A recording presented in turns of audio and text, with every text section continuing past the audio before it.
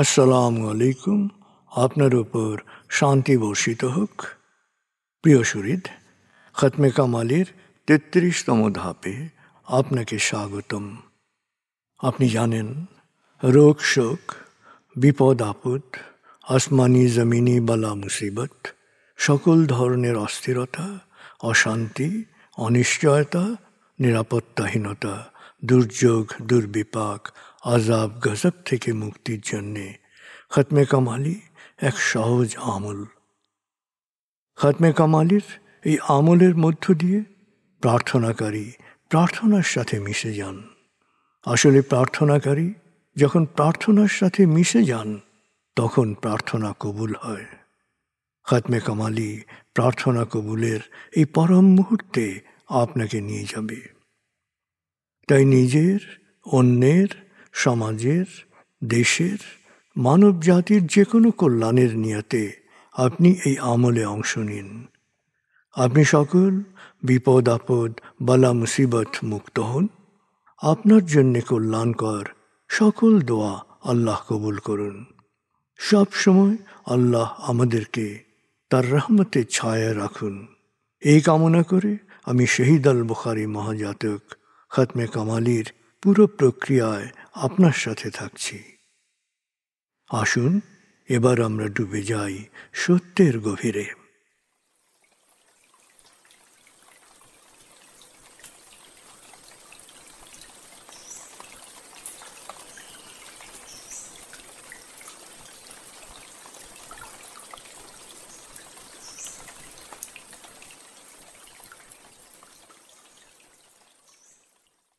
হে আল্লাহ, বিতাড়িত শয়তান থেকে আমি তোমার আশ্রয় প্রার্থনা করছি।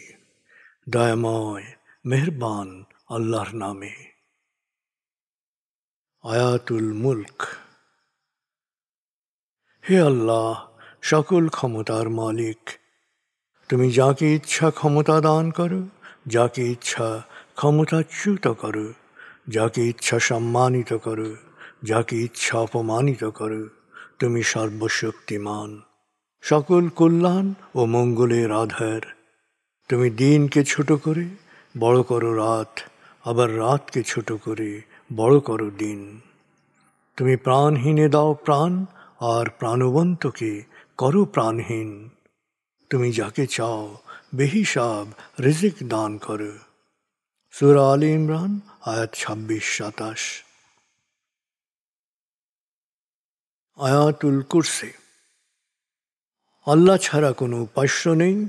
তিনি শাশ্বত, চিরঞ্জীব, বিশ্ব প্রকৃতির সর্বসত্তার ধারক।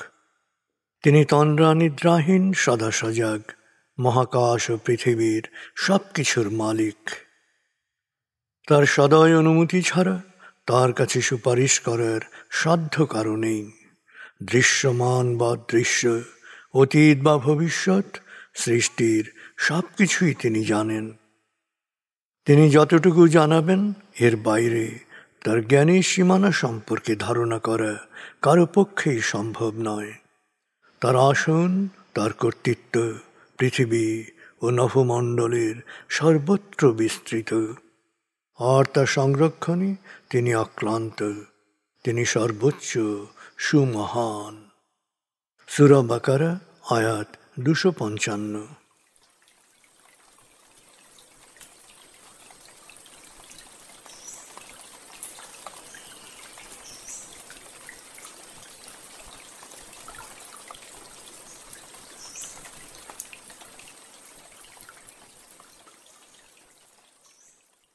আসুন আমরা ধীরে ধীরে ডুবে যাই হৃদয়ের গভীরে নবী প্রেমে।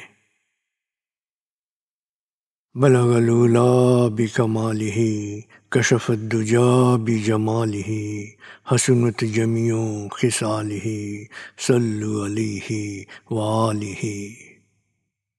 بلغ العلا بكماله كشف الدجى بجماله حسنت جميع خصاله صلوا عليه وآله بلغ العلا بكماله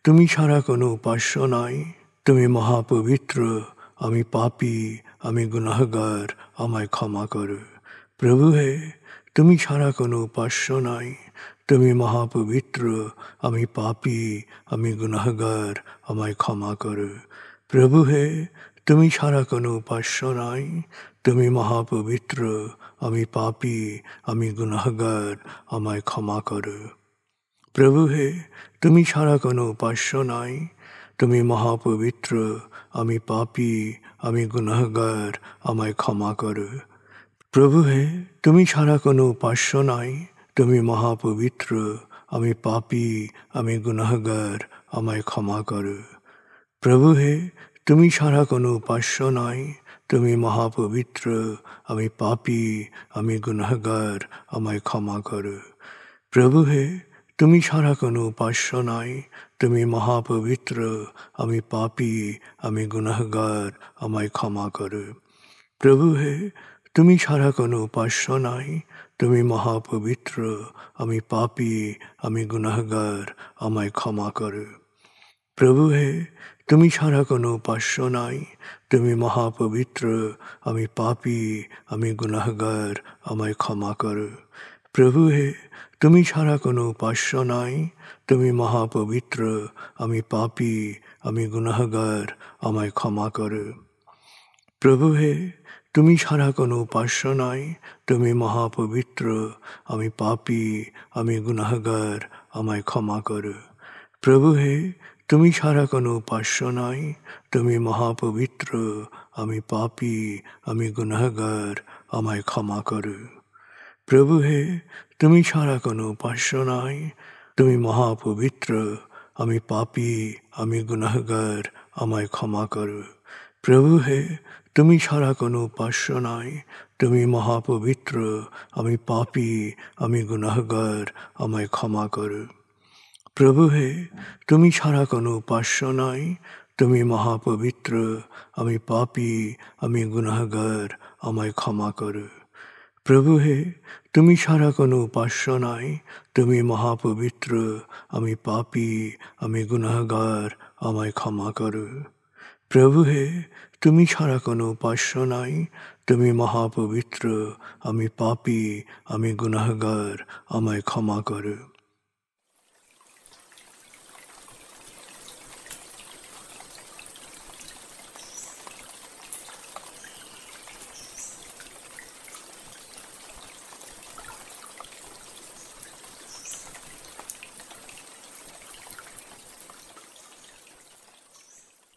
এবার আমরা সূরা তাকবীর এর মর্মবাণীর অংশ বিশেষে ডুবে যাব।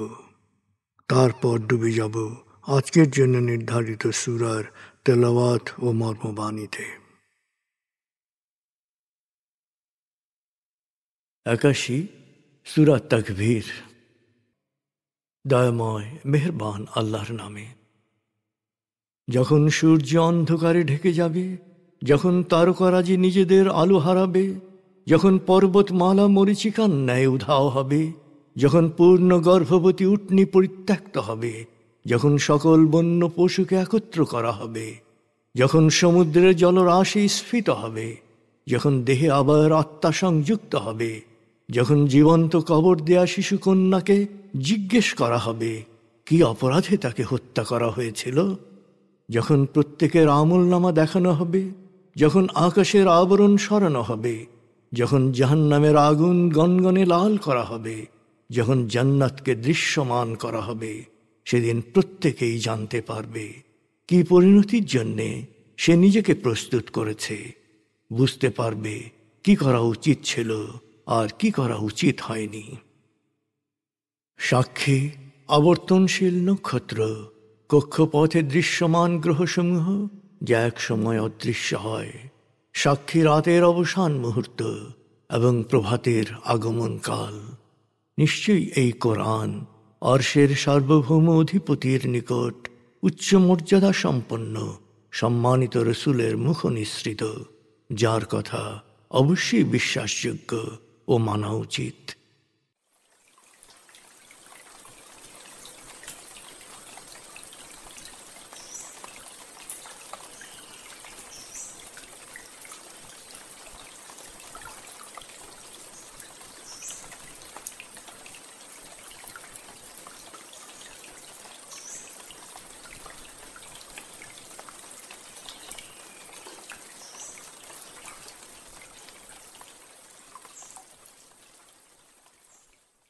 এবার আমরা সূরা মুদাসসির এর তেলাওয়াত ও মর্মবাণীর গভীরে ডুবে যাব। ৭৪ সূরা মুদাসসির, রুকু ২, আয়াত ৫৬, মাক্কি। বিসমিল্লাহির রহমানির রহিম। ইয়া আইয়ুহাল মুদ্দাথ্থির কুম ফাআনযির ওয়া রাব্বাকা ফাকাব্বির ওয়া থিয়াবাকা ফাতাহহির ওয়ার রুজজা ফাহজুর ওয়া লা তামনুন তাস্তাকথির ওয়া লিরাব্বিকা ফাসবির فإذا نقر في الناقور فذلك يومئذ يوم عسير على الكافرين غير يسير ذرني ومن خلقت وحيدا وجعلت له مالا ممدودا وبنين شهودا ومهدت له تمهيدا ثم يطمع أن أزيد كلا إنه كان لآياتنا عنيدا سأرهقه صعودا إنه فكر وقدر فقتل كيف قدر ثم قتل كيف قدر ثم نظر ثم عبس وبسر ثم أدبر واستكبر فقال إن هذا إلا سحر يؤثر إن هذا إلا قول البشر سأصليه سقر وما أدراك ما سقر لا تبقي ولا تذر لواحة للبشر عليها 19 وما جعلنا أصحاب النار إلا ملائكة وما جعلنا عدتهم إلا فتنة للذين كفروا ليستيقن الذين أوتوا الكتاب ويزداد الذين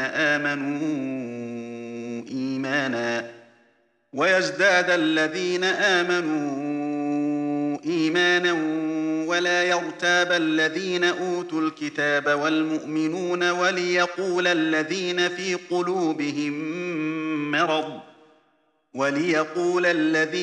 قلوبهم مرض والكافرون ماذا أراد الله بهذا مثلا كذلك يضل الله من يشاء ويهدي من يشاء وما يعلم جنود ربك إلا هو وما هي إلا ذكرى للبشر كلا والقمر والليل إذ أدبر والصبح إذا أسفر إنها لإحدى الكبر نذيرا للبشر لمن شاء منكم أن يتقدم أو يتأخر كل نفس بما كسبت رهينة إلا أصحاب اليمين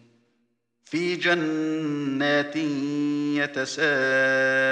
يتساءلون عن المجرمين ما سلككم في سقر قالوا لم نك من المصلين ولم نك نطعم المسكين وكنا نخوض مع الخائضين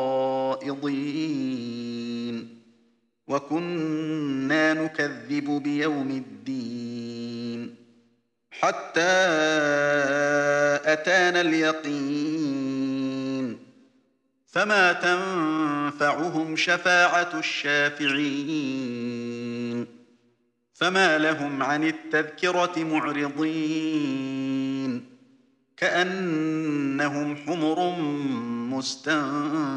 مستنفرة فرت من قسورة بل يريد كل امرئ منهم أن يؤتى صحفا منشرة كلا بل لا يخافون الآخرة كلا إنه تذكرة فمن شاء ذكره وما يذكرون إلا أن يشاء الله هو أهل التقوى وأهل المغفرة দয়াময় মেহেরবান আল্লাহর নামে। হে চাদর আবৃত, ওঠো, মানুষকে সতর্ক করো আর তোমার প্রতিপালকের শ্রেষ্ঠত্ব ঘোষণা করো। তোমার পোশাক পরিচ্ছদ পরিচ্ছন্ন পবিত্র রাখো আর অপরিচ্ছন্নতা অপবিত্রতা থেকে দূরে থাকো। বেশি পাওয়ার আশায় কাউকে কিছু দিও না আর তোমার প্রতিপালকের পথে ধৈর্যের সাথে লেগে থাকো। সকল মানুষকে সতর্ক করে দাও, যেদিন সিংহায় ফু দেয়া হবে সেদিনটি হবে একটি সংকটময় দিন, আর সত্য অস্বীকারীদের জন্য তা হবে খুবই কঠিন। আমার হাতে ছেড়ে দাও তার বিষয় যাকে আমি একাকী সৃষ্টি করেছি, যাকে আমি দিয়েছি বিপুল ধন সম্পত্তি, নিত্য সঙ্গী করেছি পুত্রদের, আর দিয়েছি প্রাচুর্যময় জীবনের সকল উপকরণ। এরপরও সে কামনা করে যে তাকে আরো বেশি বেশি দেই। না, তা হবে না। সে জেনে শুনে আমার সত্যবাণীর বিরুদ্ধাচরণ করছে উদ্ধতভাবে। সামনেই তাকে উতরাতে হবে আযাবের পাহাড়। তার কাছে যখন সত্যবাণী পৌঁছল, যেহেতু সে সত্য প্রত্যাখ্যান করতে চায়, তাই সে এ নিয়ে চিন্তা ভাবনা করে সিদ্ধান্ত নিল কিভাবে এ সত্যকে প্রত্যাখ্যান করা যায়, আর এভাবেই সে নিজেকে ধ্বংস করল। হায়, কেমন করে সিদ্ধান্ত নিল! অবশ্যই সে নিজেকে ধ্বংস করল। হায়, কেমন করে সিদ্ধান্ত নিল! পরে সে চিন্তা করে নতুন যুক্তি বের করে চারপাশে তাকিয়ে ভ্রু কুঞ্চিত করে মুখ বিকৃত করে সত্যবাণী থেকে পেছনে ফিরে দম্ভ প্রকাশ করে ঘোষণা করল, এগুলো তো সব সেকেলে চিত্তহারী কথা ছাড়া কিছু নয়, এসব মানুষের রচনা ছাড়া কিছু নয়। তাই আমি তাকে সাকারে নিক্ষেপ করব। তুমি কি জানো সাকার কি? সাকার হচ্ছে এমন জাহান্নাম যার আগুন মরতেও দেবে না, বাঁচতেও দেবে না। দেহের চামড়া ঝলসাবে শুধু। এর তত্ত্বাবধানে রয়েছে 19 জন প্রহরী।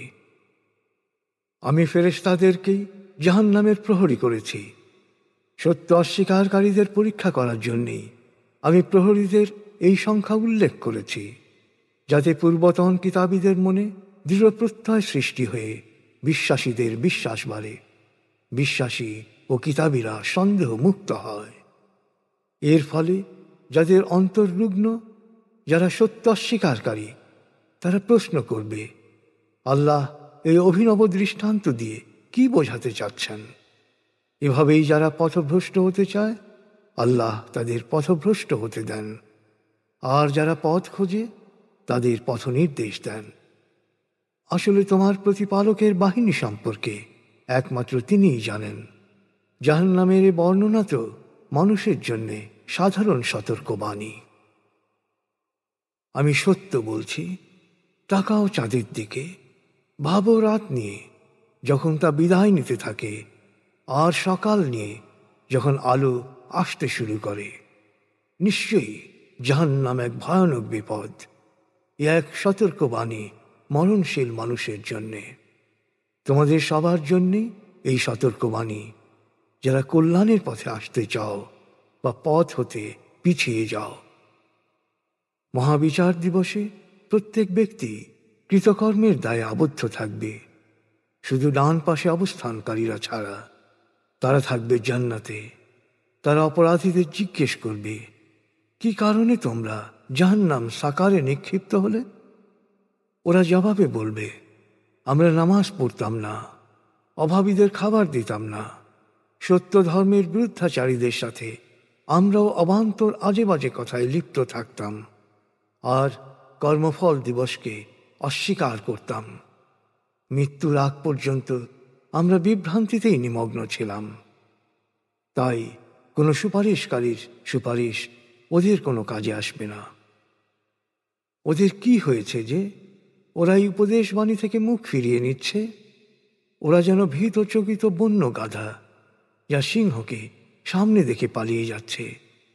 নাকি ওরা কামনা করে যে আকাশ থেকে ওদের প্রত্যেককে সরাসরি খোলা চিঠি দেয়া হোক? না, তা হওয়ার নয়। আসলে পরকালের জবাবদিহিতার কোনো ভয় ওদের নেই। অবশ্যই কোরআন সকল মানুষের জন্যে এক উপদেশ বাণী। অতএব যার ইচ্ছা সে এ থেকে উপদেশ গ্রহণ করুক।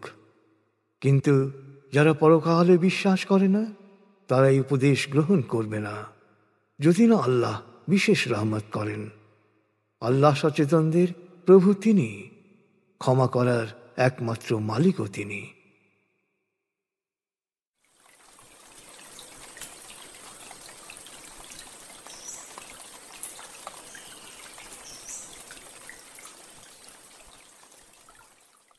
আপনি এতক্ষণ মর্মবাণীর গভীরে ডুবেছিলেন। এবার আপনার মনে মর্মবাণীর যে বিষয়গুলো দাগ কেটেছে সেই বিষয়গুলোর ভাবনায় ডুবে যান।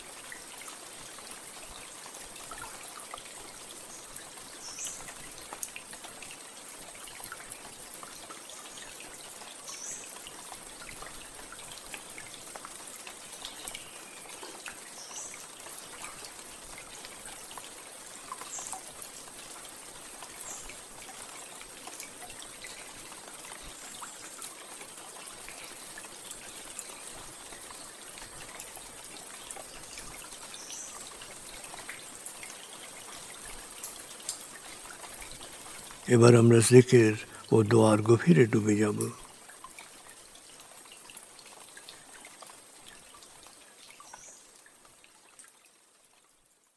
এবার হালকাভাবে চোখ বন্ধ করুন, লম্বা দম নিন, নাক দিয়ে দম নিন, আস্তে আস্তে মুখ দিয়ে দম ছাড়ুন। দম নেবেন পেটে, ছাড়বেন মুখ দিয়ে। দম নেওয়ার চেয়ে দম ছাড়তে সামান্য বেশি সময় নিন। দম নিতে নিতে ভাবুন প্রকৃতি থেকে আফুরন্ত প্রাণশক্তি শরীরে প্রবেশ করছে, আর দম ছাড়তে ছাড়তে ভাবুন শরীরের সকল দূষিত পদার্থ বাতাসের সাথে বেরিয়ে যাচ্ছে। নাক দিয়ে দম নিতে নিতে ভাবুন প্রকৃতি থেকে আফুরন্ত প্রাণশক্তি শরীরে প্রবেশ করছে, আর মুখ দিয়ে দম ছাড়তে ছাড়তে ভাবুন শরীরের সকল দূষিত পদার্থ বাতাসের সাথে বেরিয়ে যাচ্ছে। দম নিতে নিতে ভাবুন প্রকৃতি থেকে আফুরন্ত প্রাণশক্তি শরীরে প্রবেশ করছে, দম ছাড়তে ছাড়তে ভাবুন শরীরের সকল দূষিত পদার্থ বাতাসের সাথে বেরিয়ে যাচ্ছে। দম নিতে নিতে ভাবুন প্রকৃতি থেকে আফুরন্ত প্রাণশক্তি শরীরে প্রবেশ করছে, আর দম ছাড়তে ছাড়তে ভাবুন শরীরের সকল দূষিত পদার্থ বাতাসের সাথে বেরিয়ে যাচ্ছে। দম নিতে নিতে ভাবুন প্রকৃতি থেকে আফুরন্ত প্রাণশক্তি শরীরে প্রবেশ করছে, আর দম ছাড়তে ছাড়তে ভাবুন শরীরের সকল দূষিত পদার্থ বাতাসের সাথে বেরিয়ে যাচ্ছে। এবার দম স্বাভাবিক হতে দিন। স্বাভাবিকভাবে নাক দিয়ে দম নিয়ে নাক দিয়ে দম ছাড়ুন। আপনার অঙ্গ শিথিল ও নিষ্প্রাণ হয়ে আসছে। এবার নাক দিয়ে ধীরে ধীরে দম নিয়ে বেশ সময় নিয়ে ধীরে ধীরে নাক দিয়ে দম ছাড়ুন। দম নেওয়ার চেয়ে ছাড়ায় সময় একটু বেশি নিন। ধীরে ধীরে দম নিন, ধীরে ধীরে দম ছাড়ুন।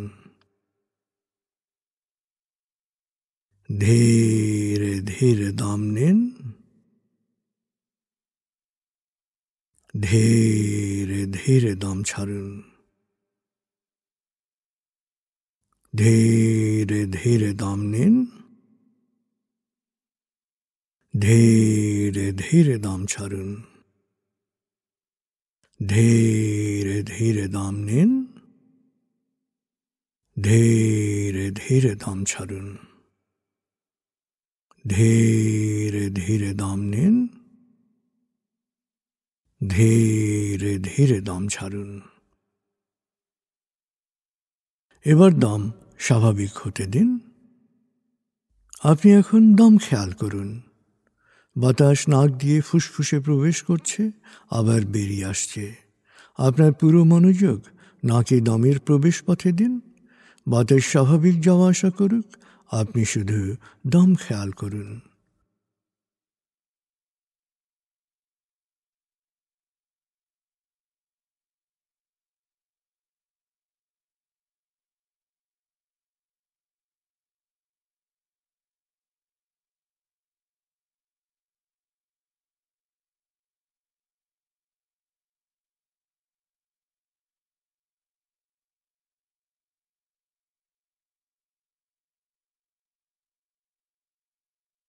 অনুভব করুন আপনার শরীর ভারী লাগতে শুরু করেছে।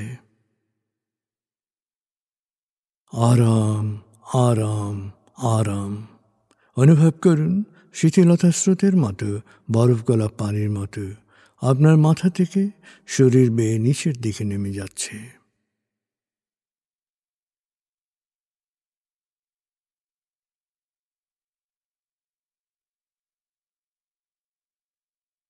আপনি এখন পুরোপুরি শিথিল।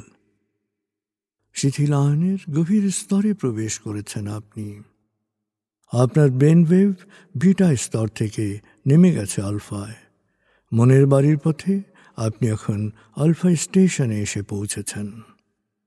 এই স্টেশনে আপনার জন্য রয়েছে বিশেষ ওয়েটিং রুম। আলফা স্টেশন থেকে আপনি এখন মনের বাড়িতে যাচ্ছেন। আমি গণনা শুরু করছি। 19। আপনি কল্পনা করুন শীতল নীল স্নিগ্ধ আলো বর্ষিত হচ্ছে আপনার উপর। আলোয় আপনি অবগাহন করছেন। আলোর এক সুন্দর পথে আপনি যাচ্ছেন মনের বাড়িতে। 18, 17, 16, 15,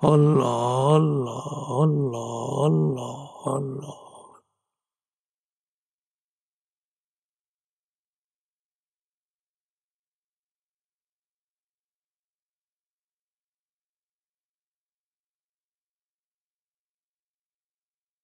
হে আল্লাহ, তুমি বলেছ প্রতিটি কাজ সবচেয়ে ভালোভাবে করতে, আর এটাই শ্রেষ্ঠ আমল। হে আল্লাহ, তুমি সব সময় প্রতিটি কাজ সবচেয়ে ভালোভাবে করার তৌফিক দাও। মনে মনে কয়েকবার বলুন, প্রতিটি কাজ আমি সবচেয়ে ভালোভাবে করব, প্রতিটি কাজ আমি সবচেয়ে ভালোভাবে করব, প্রতিটি কাজ আমি সবচেয়ে ভালোভাবে করব, প্রতিটি কাজ আমি সবচেয়ে ভালোভাবে করব, প্রতিটি কাজ আমি সবচেয়ে ভালোভাবে করব, প্রতিটি কাজ আমি সবচেয়ে ভালোভাবে করব।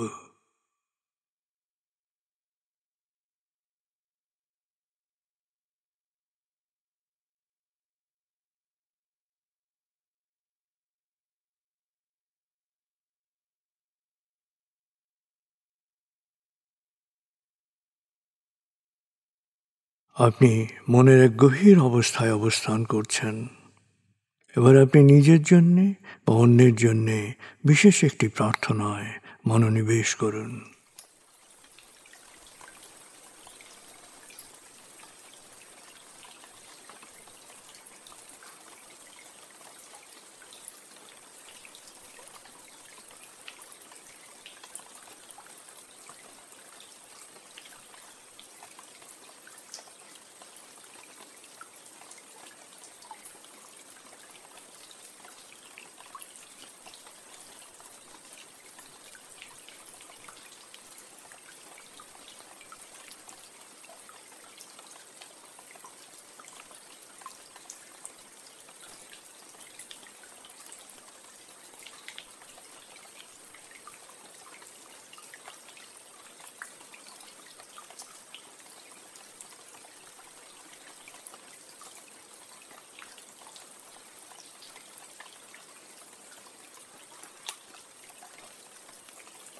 পরম করুণাময় আমাদের সবার জন্য কল্যাণকর সকল প্রার্থনা কবুল করুন।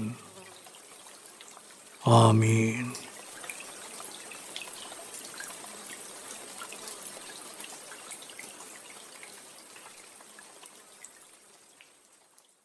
প্রিয় শরীদ, এক চমৎকার আবেগময় সময় কাটিয়েছেন আপনি।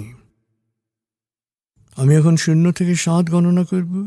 আপনি পুরোপুরি জেগে উঠবেন, শারীরিক ও মানসিকভাবে পুরোপুরি সজীব, উৎফুল্ল, তার তাজা অনুভব করবেন। এবার লম্বা দম নিন। 0, 1। আবার লম্বা দম নিন। 2, 3। আবার লম্বা দম নিন। 4, 5। মনে মনে বলুন, 7 গণনার পর আমি চোখ মেলে তাকাবো। আমি পুরোপুরি জেগে উঠব, শারীরিক ও মানসিকভাবে পুরোপুরি সজীব, উৎফুল্ল, তার তাজা অনুভব করব। লম্বা দম নিন। 6, 7। চোখ মেলুন। আস্তে আস্তে মাথা ও ঘাড় নাড়ুন, পা টান টান করুন, হাত নাড়ুন। জোরে বলুন, বেশ ভালো লাগছে, বেশ বেশ ভালো লাগছে।